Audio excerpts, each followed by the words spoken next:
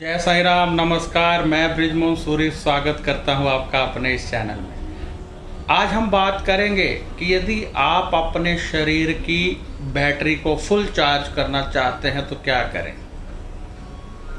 जैसे मोबाइल में बैटरी होती है वैसे ही हमारी बॉडी में एनर्जी लेवल होता है। यदि हम चाहते हैं कि अपनी एनर्जी लेवल को फुल चार्ज कर लें, यानी एनर्जी किसी प्रकार भी कम ना रहे, तो हमें क्या करना चाहिए। कोई ऐसा प्रयोग, कोई ऐसा उपाय, कुछ भी ऐसा जिससे हमारी एनर्जी फुल हो जाए और हम बहुत ज़्यादा चार्ज हो जाए। तो आज सबसे पहले हम बात करेंगे अपने गुरु दर्शन की, पूजा की। मैं अक्सर शिरडी जाया करता हूँ, तो बहुत से लोग सवाल कर देते हैं कि क्या साईं बाबा हमारे घर में नहीं है जो आप शिरडी जाते हो। या अक्सर आपने देखा होगा कि बहुत सारे लोगों को सवाल किया जाता है कि आप लोग मंदिर जाते हो तो भगवान तो घर में भी है, तो मंदिर जाने का क्या अर्थ हुआ। बात तो बिल्कुल सही है कि परमात्मा तो हर जगह है। परमात्मा तो आपके दिल में है, गरीब में है, अमीर में है, सब जगह है। परंतु परमात्मा की वाइब्रेशन हर जगह नहीं है। बल्कि ये भी कहना कि हर जगह नहीं है गलत है। वाइब्रेशन हर जगह है, परंतु हम हर जगह से एक जैसी वाइब्रेशन नहीं ले सकते। जैसे मोबाइल का टावर होता है, कहीं पर सिग्नल ज़्यादा, कहीं पर कम। ऐसे ही जो पूजा रूम होते हैं, जो मंदिर होते हैं, जो गुरु के दर्शन होते हैं, वहां पर वाइब्रेशन का भंडार होता है। किसी संत से सवाल किया गया तो उसने जवाब दिया कि परमात्मा की शक्तियां परमात्मा के मंदिर में उसके इर्द गिर्द केंद्रित होती हैं। जैसे कि मुझे कहा गया कि आप शिरडी जाते हो तो क्या साईं बाबा अमृतसर में नहीं है। मैंने कहा बिल्कुल है, अमृतसर में क्या बल्कि जगह जगह है।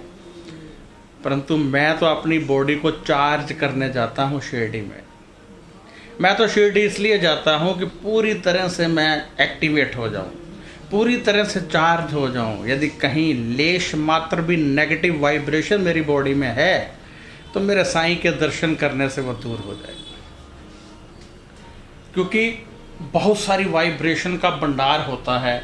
जब हम किसी तीर्थ स्थान पर जाते हैं तो वहाँ पर वाइब्रेशन का भंडार होता है, तो हमें वो वाइब्रेशन वहीं से मिलेगी। ये बहस कि मंदिर जाना क्या फ़ायदा, घर में पूजा कर लीजिए। लेकिन घर में वैसा माहौल नहीं है, वैसा एटमॉस्फेयर नहीं है, वैसी शक्तियाँ नहीं हैं। जहाँ पर हजारों भक्त आ रहे हैं, वहाँ पर उनके पाँवों की मिट्टी लगती है तो हजारों भक्तों की शक्तियों का वास भी वहाँ पर हो जाता है। अब कुंभ का मेला लगता है, तो कुंभ के मेले में आप देखिए कि हजारों संत आते हैं। अब अमृत गिरा नहीं गिरा किसी को क्या पता, परंतु असली अमृत तो यही है कि सभी संत वहाँ पर आकर स्नान करते हैं। हम भी वहाँ स्नान करेंगे तो उनके शरीर की रज यानी मिट्टी हमारी बॉडी को लग जाए तो वही हमारे लिए अमृत है।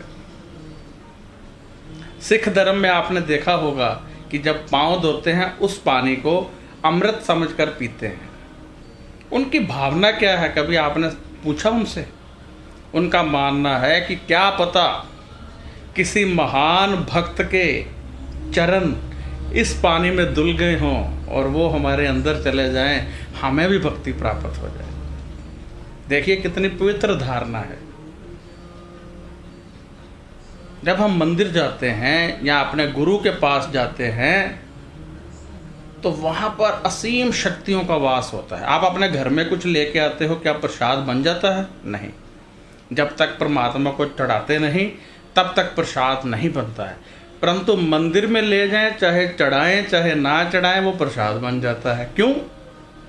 क्योंकि वो वाइब्रेशन का भंडार है, टावर है, टावर।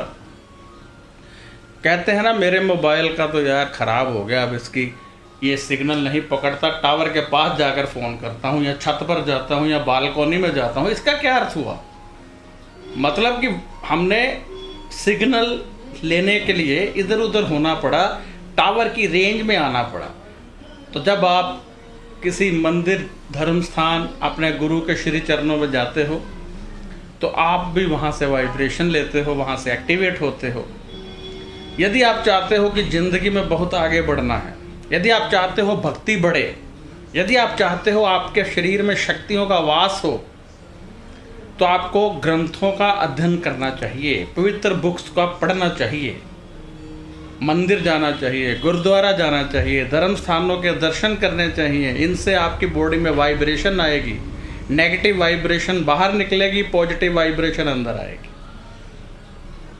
और जब ऐसा होगा तो आप देखेंगे कि आप बहुत ही ज़्यादा पवित्रता की ओर जा रहे हैं और आपको एक आनंद सा प्रतीत होगा।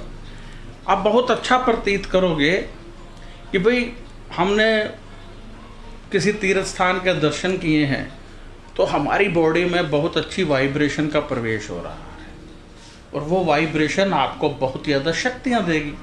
जो हमारे शरीर की कुंडलनी है वो जागृत होगी। यदि आप चाहते हो कि आपकी आर्थिक तंगी दूर हो जाए, यदि आप चाहते हो आपके रोग दूर हो जाएं, यदि आप चाहते हो आपका व्यापार चले, यदि आप चाहते हो आपके रोग मुक्ति हो जाए, यदि आप चाहते हो आपके परिवार में शक्तियों का वास हो, तो आपको धर्म स्थानों के दर्शन करने होंगे, अपने गुरु के दर्शन करने होंगे, पवित्र ग्रंथों का अध्ययन करना होगा। कहते हैं जब हम पवित्र ग्रंथ का अध्ययन करते हैं तो वाइब्रेशन बड़ी तेजी से हमारे शरीर की तरफ बढ़ती है।